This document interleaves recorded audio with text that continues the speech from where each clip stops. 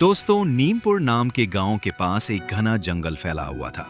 इस जंगल के एक कोने में एक छोटी सी कुटिया थी, जिसमें एक युवा विधवा स्त्री माया रहती थी।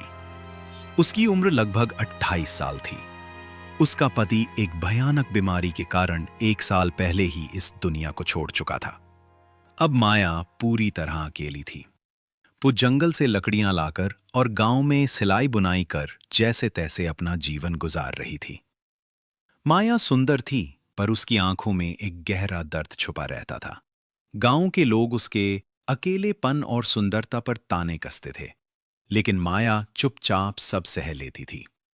उसके लिए अब जीवन बस एक दिन से दूसरे दिन तक जीने की लड़ाई बन चुका था।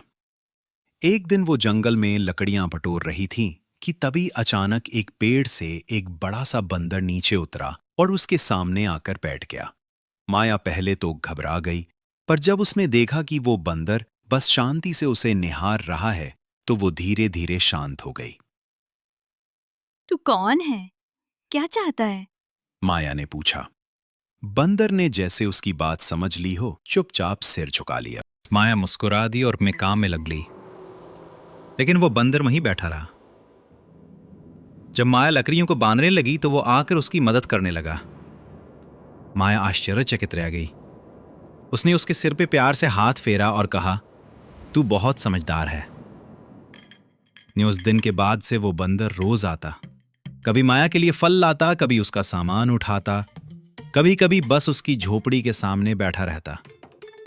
धीरे धीरे माया की दुनिया में एक रंग भरने लगा था। उसका हंसना लौट आया था। तू मेरे साथ हमेशा रहेगा ना? माया ने पूछा।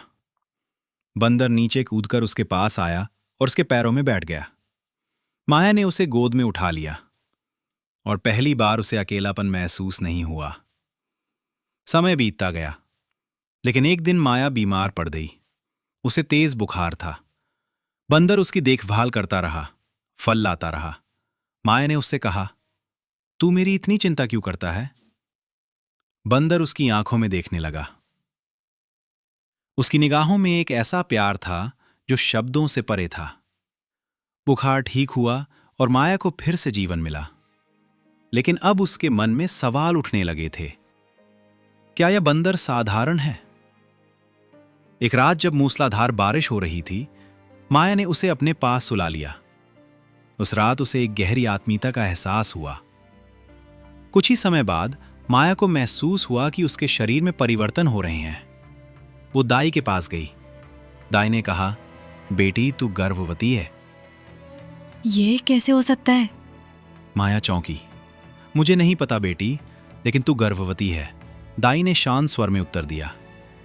माया को उस बरसात वाली रात की याद आई। क्या वो संभव था? अब गांव में बातें फैलने लगी। पंचायत ने माया को बुलाया, पूछताछ हुई, बच्चे का पिता कौन है?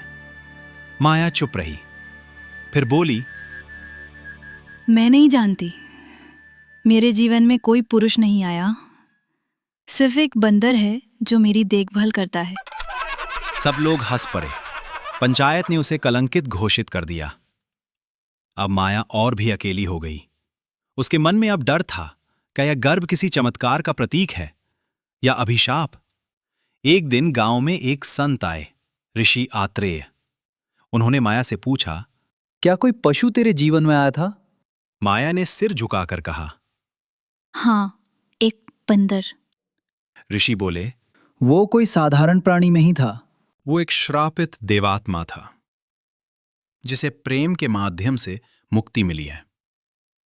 तेरे गर्भ की संतान दिव्य है, लेकिन इसके साथ ही एक बड़ा संकट भी आने वाला है। माया के मन में डर समा गया। कुछ समय बाद एक दिन जंगल में एक काला नाग उस पर हमला करने आया। तभी बंदर प्रकट हुआ और नाग को परास्त कर दिया। अब माया को विश्वास हो गया था, उसका बंदर कोई साधारण प्राणी नहीं है। लेकिन असली संकट तो अभी बाकी था। एक रात झोपड़ी के बाहर एक भयंकर राक्षस प्रकट हुआ, अंधकेतु। उसके हाथ में त्रिशूल था। वो बोला, तेरे गर्भ की संतान को मैं जन्म नहीं लेने दूंगा। माया डर गई। वो चिल्लाई, तू मेरी संतान को छू भी नहीं सकता। तभी जंगल से गर्जना हुई। बंदर प्रकट हुआ। उसकी आंखों से अग्नि निकल रही थी। बंदर और अंधकेतु के बीच भीषण युद्ध हुआ। अंततः बंदर ने अपने तेज से अंधकेतु का अंत कर दिया। उसके बाद बंदर माया के सामने आया और एक दिव्य पुरुष में परिवर्तित हो गया।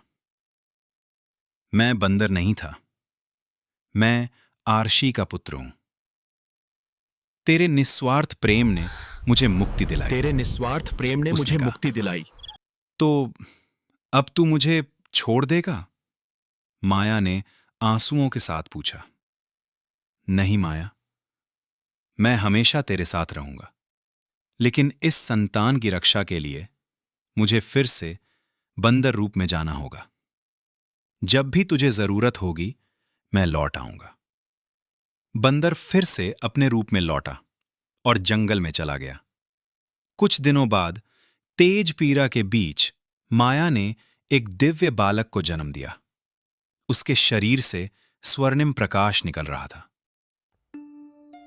बंदर वापस आया और बोला, यह बालक मानव और देव के मिलन का प्रतीक है। यह भविष्य में धर्म की स्थापना करेगा। इसकी रक्षा करना तेरा कर्तव्य है। बंदर फिर से स्वर्णिम प्रकाश में विलीन हो गया। अब गांव वाले जो माया को कलंक समझते थे, उसे देवी मानने लगे। माया ने अपने पुत्र का पालन पोषण अत्यंत प्रेम और साहस से किया और उसे पूरा विश्वास था, जब भी संकट आएगा वो बंदर जरूर लौटेगा।